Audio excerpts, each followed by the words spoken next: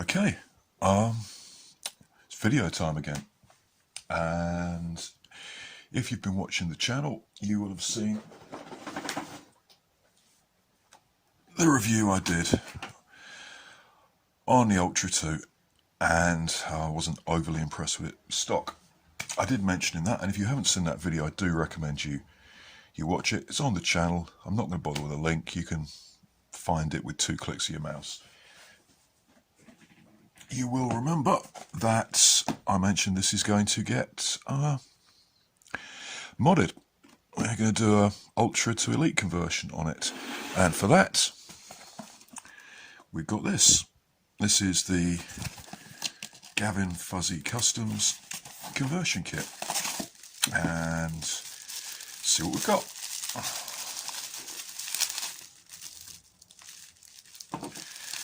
Oh, hey, that's nice of them.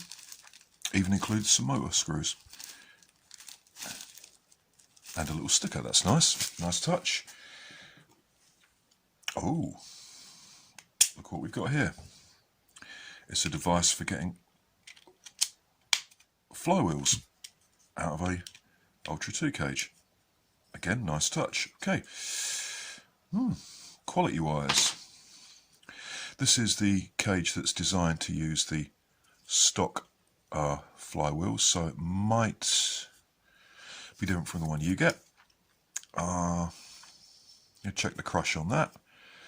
Those stock wheels are quite high circumference, so bigger wheels generally impart more force, so we're going to get pretty decent performance out of this. Yeah, let's have a look at the crush on that.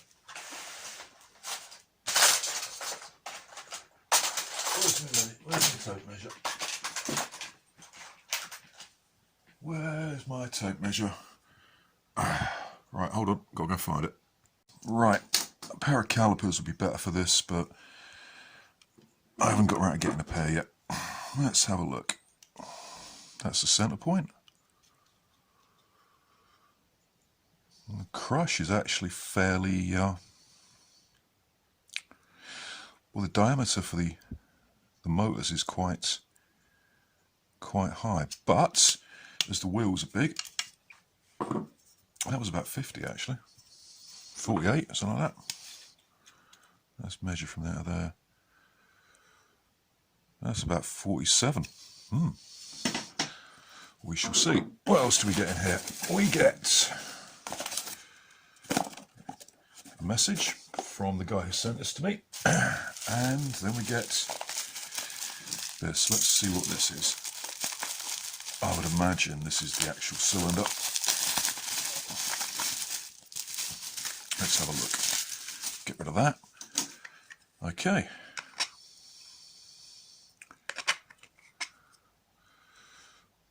Yeah. Okay. There's the cylinder. These are the grooves that the rotation mechanism works in. I bet working the geometry on those out had been a lot of fun. Yeah, nice quality actually. Fairly smooth. Not a whole bunch of bits. This is the back plate. So I'm going to open the Ultra 2 up and we shall see how this fits in. There we go. Ultra 2 and the Gavin Fuzzy kit. Right, I'm going to take the screws out, I'm going to have a look. Okay, so all the screws taken out, and if you are going to do this mod yourself, remember this screw here in the battery tray. Apart from that, the only other problem was this screw at the top, which was in far too tight and stripped. Not even the rubber band trick, where you put a piece of rubber band over the point of your screwdriver to give you some more traction, worked. So I had to start drilling it out, and that made the head so hot that it just pushed through this bit. Okay, that aside, we've got a nice basic semi-auto setup, and obviously we don't really need these connections to the battery tray because we're going to take this out.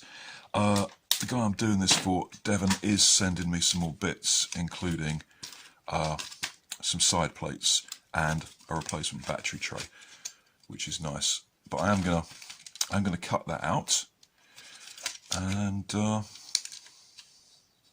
just roughly, because I don't know how big the replacement tray is, probably about this big, I would assume. But yeah, I'll clear that out roughly for the moment. Yeah, cut down there. Leave that in for a shelf. Yeah, I can drum all that out in 10 minutes. Do that in a bit. In the meantime, what have we got on the inside? Aha! Okay. This is our trigger, which should do.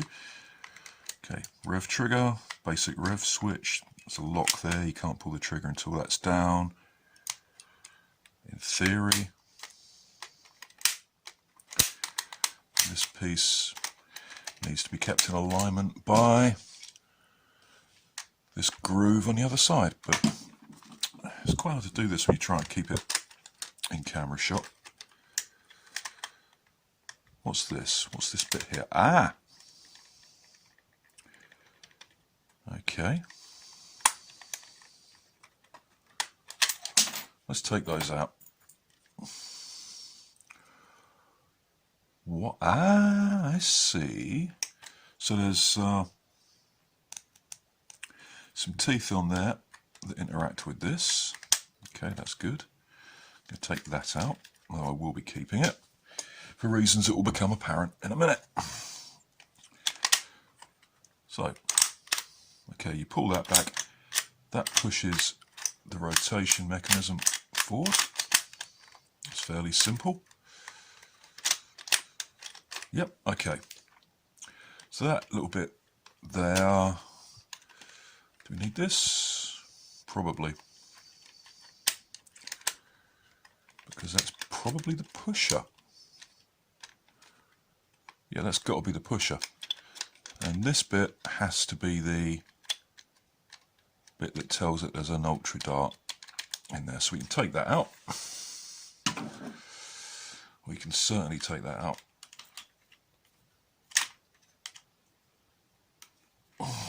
We don't need that.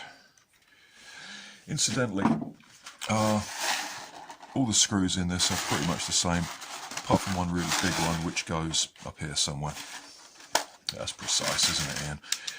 Well, you'll find it. Okay, we don't need that. That's good. So there's our pusher mechanism, which will, yep, push in there, hopefully. And this has come out there. That's better. So, yeah. Okay. This is the pusher. This little bit here. That's the rotation mechanism. This is our cylinder for ultra darts. It's got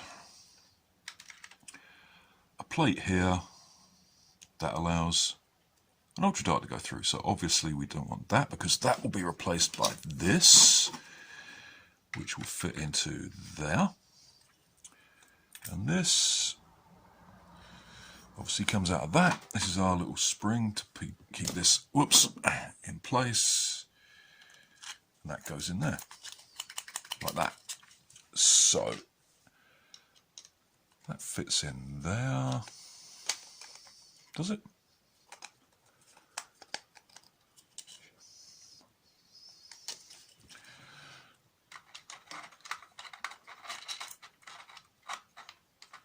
Aha! We've got to do some dremeling. We've got to do some dremeling on this. Let's see. Let's get that out of the way. This, yeah, we got. You can just about fit it in, but obviously, is this the wrong way around? Yeah, it's the wrong way around. Duh. Cretin. It goes in there. That goes in there, right. And then that fits like that.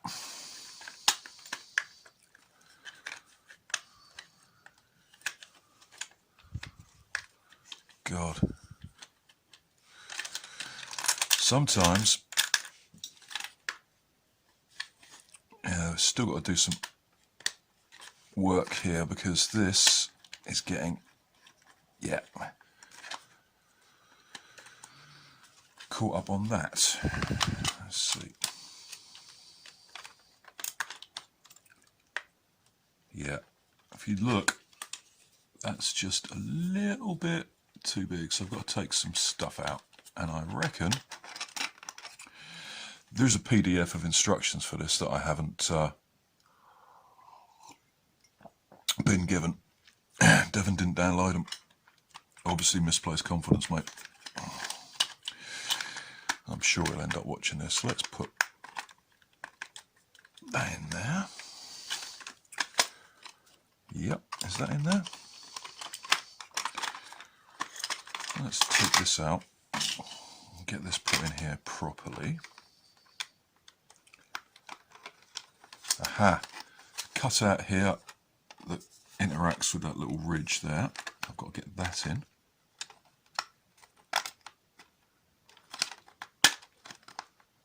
Now, fractionally out of alignment here. Don't want to use too much force with 3D printed stuff, do we? There we go. And then this can't be fitted in separately. Let's try that again.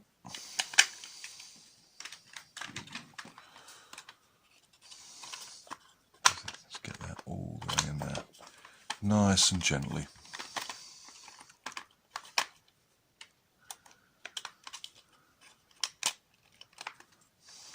Fiddle, fiddle, fiddle. There we go. Ah, that's not so bad. Right, now let's put the retaining pin and the spring in. Get everything aligned up properly. Okay, and we'll put the trigger back in, put the shell back together. Oh yeah, that's going to be fun. And we shall see if we get some sort of function.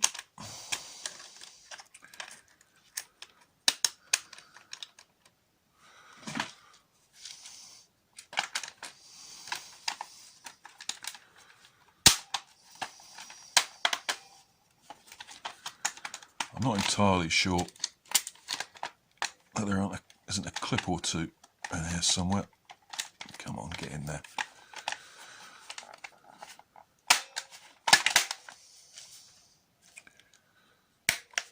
Ooh, I hate these bits. I really hate these bits in a blaster.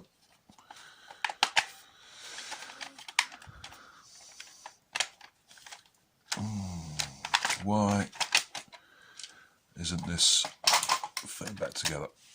Okay, I'm going to tinker with this for a few minutes because you don't want to see me faffing about like this. Okay, fiddling time's over.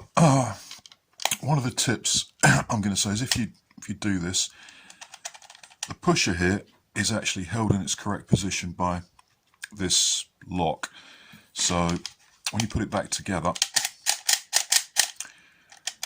without the lock, this part, the pusher, is too far back for everything to sit properly, and you can't really adjust it because the rest of the shell gets in the way.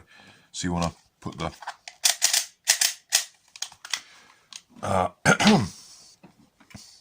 grip back together first. So we can put that in here. This goes in, where are we? It goes in like so.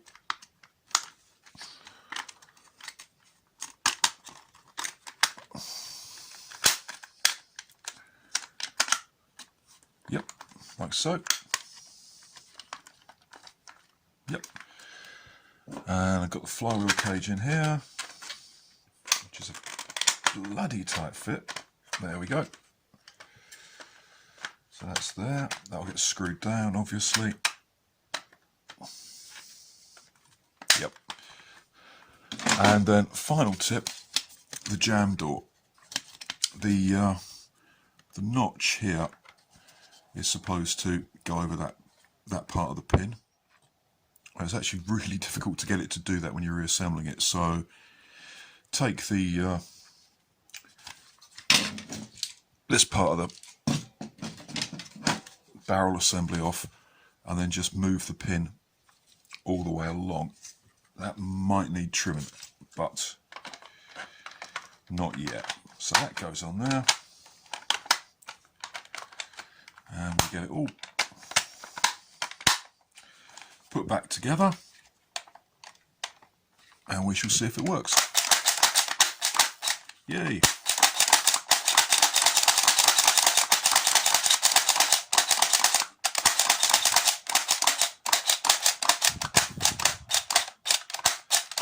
And the trigger pull's a bit nicer than it was before.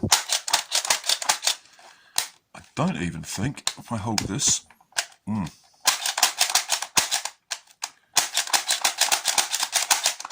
don't even think I need to take anything out on the inside. I'm probably wrong about that.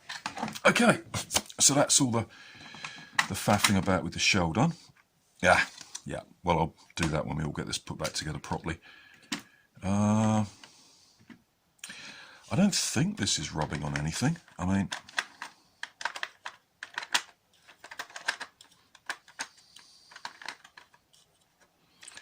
is there anything in there? Nope, that's all clean, so it doesn't look like there's anything in there I've got to take off.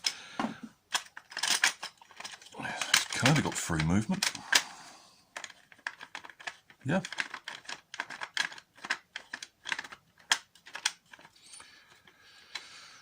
Put the shell back together and we'll check that for free movement. I can't see anything else that I'm going to have to muck about with. Right.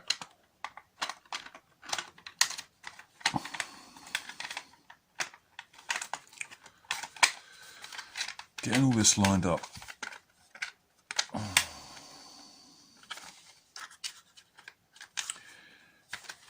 Is a bit of a pain.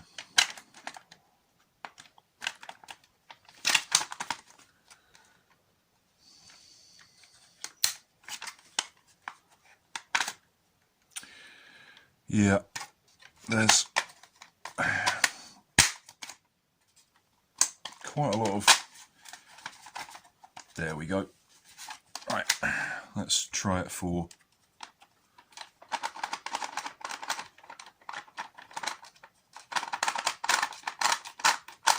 no.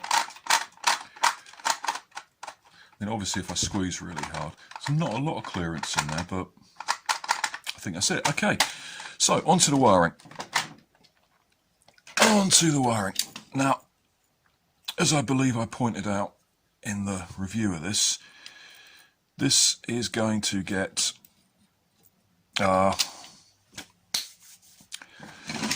painted. So, I want a wiring loom that I can actually remove. And for that, we are going to do a Mosfet. This has a couple of advantages and a couple of disadvantages. One, you used, what are those, to have to get the parts separately. Now, kind people sell them all on their websites. There you go, that's our Mosfet. That's, I can't read the writing. IML, is that a B or an 8? What can you see? Is it a B or an 8? Yeah, I can't read it. 83034. That's good. And then we've got this. This is a flyback diode.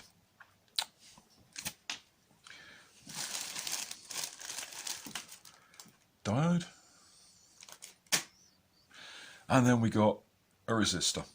You need a resistor to go across the terminals on the Mosfet or it will blow up. What are the advantages of MOSFETs? This is turning into a long ramble, isn't it? Well, the advantages are you can reuse the stock switch. There we go, there's our stock rev switch, so I'll be reusing these. Which means you don't have to muck about with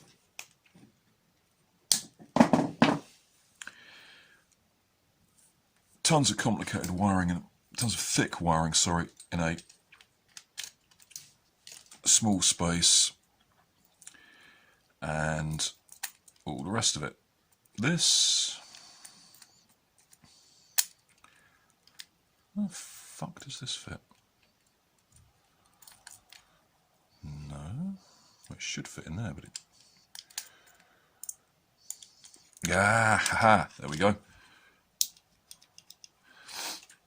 And what you're basically keeping this switch for, I don't need that, is it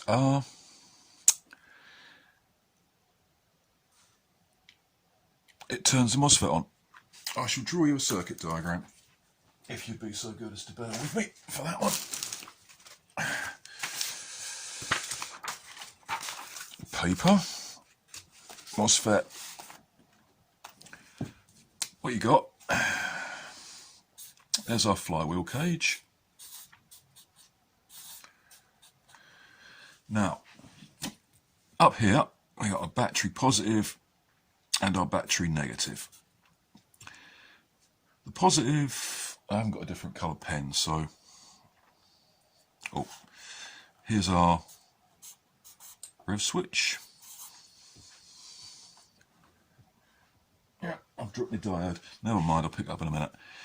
And over here somewhere is our FET.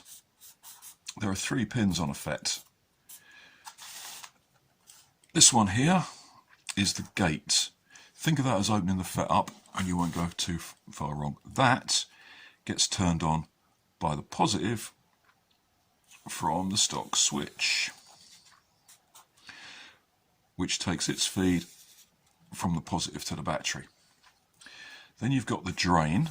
This is what things flow out of. This allows current to draw out negatively to the motors. And then you have the source, which brings electricity into the MOSFET from the battery. And you've got another feed coming off here. It looks complicated, but it's not really, because what we've got, and we're all used to wiring up looms with the positive going through the switch, which means you use more red wire than you use black generally. But you can do it with a negative wire to the switch. It makes no difference at all. In fact, electrons are negatively charged, so the current moves in the direction starting from the negative terminal on the battery anyway, really. So you pull that switch, you activate that, current flows down here, very little current in fact, I don't know what it is, but it's very small, goes down here, into the switch, into the gate, and that turns the MOSFET on, which allows negative current to flow in the negative direction to the source, which is where it comes from, out through the drain, into the negative terminals on your motors, and then back through there. Simple. Gate, drain, source. You do have to have a diode between the gate and the source. The easiest way to do is just solder that on there. If I can find the thing I just dropped, I shall show you. Here we are. Doesn't matter. This is a 1 ohm resistor, sorry, not a diode. I'll get it right one day. I'm just going to solder that up here, down to that pin there, down to that pin there. And then you need a flyback diode. This is a diode. I'm sure this is a diode. It's got a silver band on it. This goes in the direction of the positive lead. And basically what you do is you stick it across there. And what this does is it stops a kind of backwasher current when you turn everything off. Positive, the silver goes towards the positive. You can put this anywhere in the circuit. Some people like to put it across the wiring in the flywheel cage, some people like to put it there. It depends where you actually put your wiring. Anyway, so that's that. And the good thing about it being a Mosfet is when all said and done, and I've got all this put together, I need to take it apart again for painting. I can just do that, take the flywheel cage out, and the whole loom is removable. This is good. Everything seems to fit. We're going to put Michelle 2.0s in here, because that's what Devon wanted, because he's heard good things about the performance.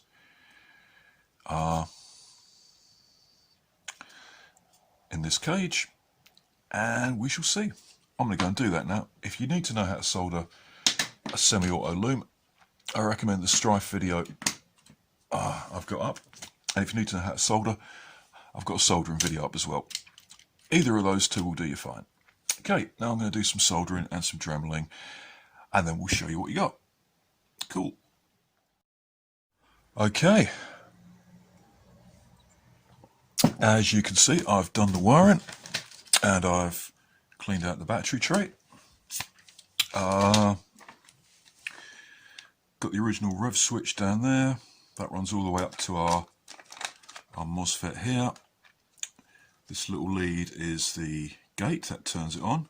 This is the drain, the one in the middle, that goes to the motors. And this is the source that comes from the battery. There's the other lead going off to the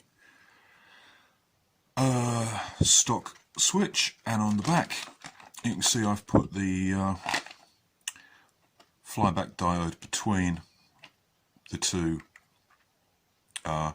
splices in here. That just seemed the best kind of place to stick it, because things were getting a little difficult to arrange because of the configuration. So if we put all this in here, and we'll just test it to see if I've ballsed something up, which of course is always a possibility. Okay, get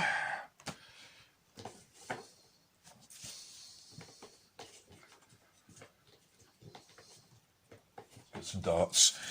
Here we are, darts.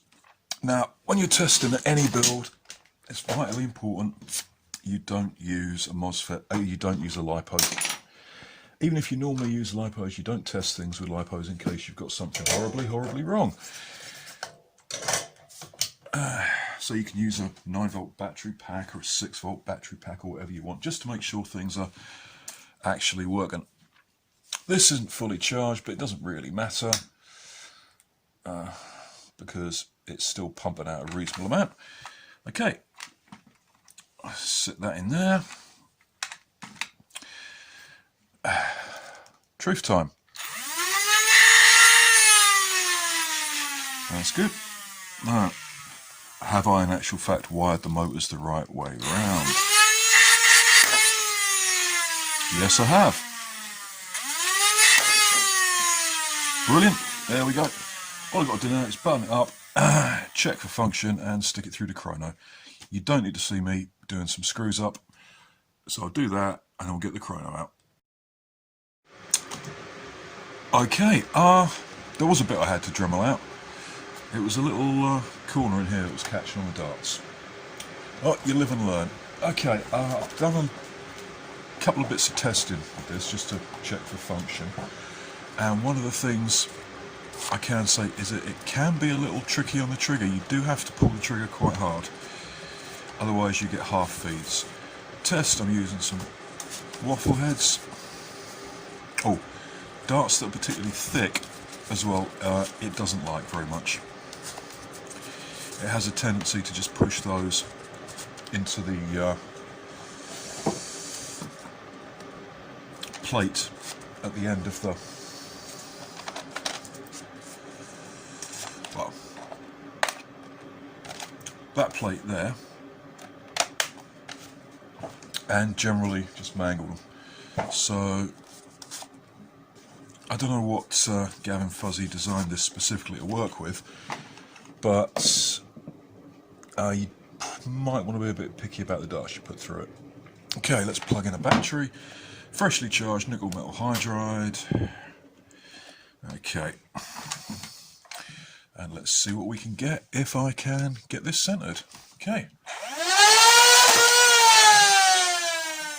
117. I don't think that was entirely centered. 111. 101.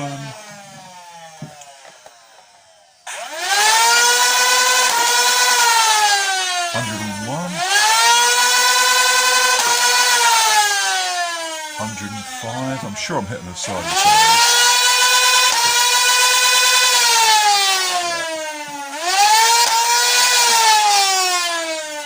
Well, that blew the head off the dart and it's still got 71. We're getting about 110 on average out of this. Highs in the 120.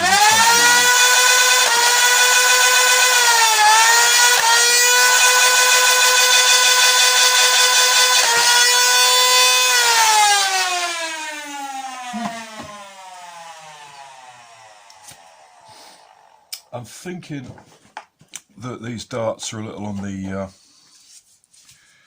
heavy side. Let's try a few more. We're clocking in 117, 120 when the thing's aligned with the chronograph properly. So let's see if we can get this up again. You just check.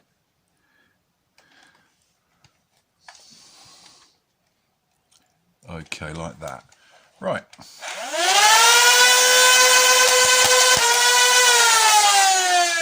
Hit the side.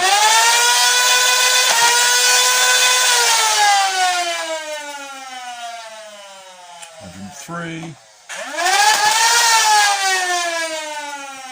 110. That hit the side.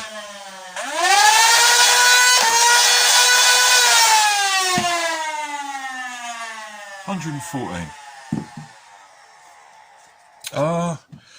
You may recall that I wasn't overly complimentary about the Ultra 2 out of the box. The trigger pull was nasty.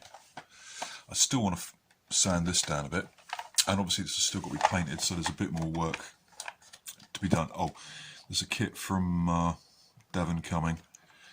It's bought from some lads in Australia whose name I can't remember, sorry. So I'm going to strip out these screw post bits in there. Anyway, on the whole, it works. And it has, in fact, this Gavin Fuzzy kit has, in fact, turned the Ultra 2 into a 10-shot elite blaster. Is it worth getting? Well, actually, yeah, I think now this is a pretty useful sidearm. I mean, it's not primary class.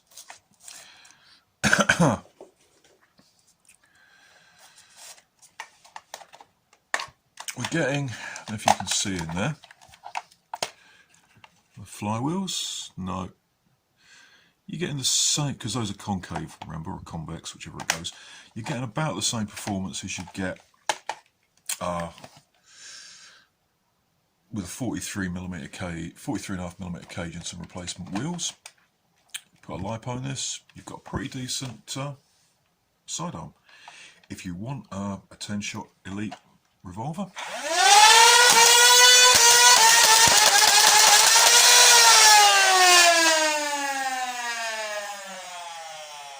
as a backup, and you like the look, I mean, you can probably steampunk this to hell and back, to be honest. Yeah, I'd say go for it. It's not a bad blaster at all now, and I can't take any credit for it because I didn't design the kit. So all kudos to Gavin Fuzzy for knocking that one up.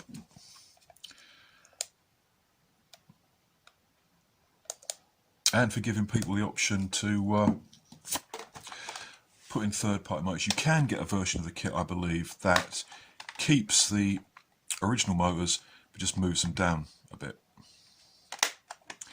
This was getting what, 90 to 100 out of the box, which, you know, given that those, which isn't bad.